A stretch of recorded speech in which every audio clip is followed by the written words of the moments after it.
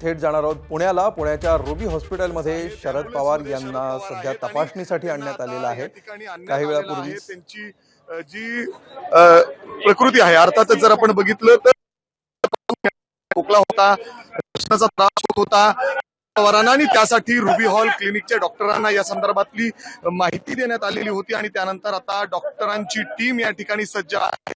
जर आपण बघितलं तर बेड असेल, व्हीलचेअर असतील, हे सगळं घेऊन या ठिकाणी डॉक्टरांची टीम आणि ग्राउंडचा स्टाफ आहे तो संपूर्ण या ठिकाणी सज्ज आहेत। आणि डॉक्टर जे आहेत रुबी हॉल क्लिनिकचे प्रमुख, ते या ठिकाणी शरद पवारांना आणि त्यांची टीम या ठिकाणी उपचार देतील। जर आपण बघितलं तर सुप्रिया सुळे आणि त्या सदानंद सुळे देखील या ठिकाणी स्वतः शरद पवारांसोबत आहेत। आणि शरद पवार या गाडीमध्ये आहेत। तातडीने बारामतीहून त्यांना इथं आणण्यात आलेलं आहे। जर आपण बघितलं तर मागील 5 ते 7 दिवस झालेले आहेत सातत्याने त्या ठिकाणी बारामतीमध्ये शरद पवार ज्या पद्धतीने बाहेर पडत होते, स्ट्रेस त्यांना होतं आणि त्यामुळेच त्यांना श्वसनाचा त्रास आणि ब्रीदिंगचा आणि त्याचबरोबर खोकला या ठिकाणी आहे। आणि त्याचाच उपचार घेण्यासाठी त्यांना सकाळी डॉक्टरची टीम गोविंद बाग या ठिकाणी देखील गेली होती। आणि त्यानंतर तात्काळ त्यांना पुण्यातील रुबी हॉल क्लिनिक या ठिकाणी आणण्यात आलेलं आहे। जर आपण बघितलं तर बारामतीहून थेट शरद पवार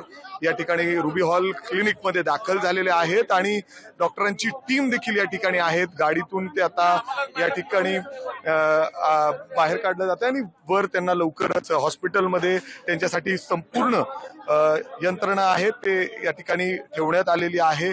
आणि अशा पद्धतीने आपण बघतोय की शरद पवार या ठिकाणी दाखल झालेले आहेत आणि पुण्यातील रुबी हॉल जे हॉस्पिटल आहे त्या ठिकाणी त्यांना उपचार दिले जाणार आहेत। त्यांच्यावर उपचार या ठिकाणी होणार आहेत। डॉक्टरांची टीम, जसं म्हणतोय मी, जवळपास 8 ते 10 डॉक्टरांची टीम या ठिकाणी पूर्ण सज्ज आहे, तयार आहे। ग्राउंड स्टाफ देखील आहे पूर्ण, व्हीलचेअर पासून बेड्स असतील, तातडीने वर इमर्जन्सी मधून नेण्यासाठी सगळी व्यवस्था या ठिकाणी करण्यात आलेली आहे।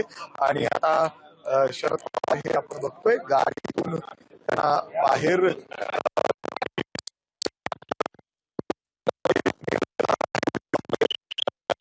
तर याच हॉस्पिटलला शरद पवार येतात, चेकअपसाठी येतात। डॉक्टर जे ग्रँड आहेत या पुण्यातील रुबी हॉल क्लिनिकचे प्रमुख, त्यांच्याकडून ते उपचार घेत असतात आणि त्यांनाच सकाळी सर्वात पहिले फोन करण्यात आलं आणि त्यानंतर त्यांनी इन्स्ट्रक्शन या ठिकाणी दिलेले की शरद पवारांना हॉस्पिटलमध्ये घेऊन या, त्यांना कदाचित जर वेळ पडली तर ऍडमिट सुद्धा करावं लागू शकतं।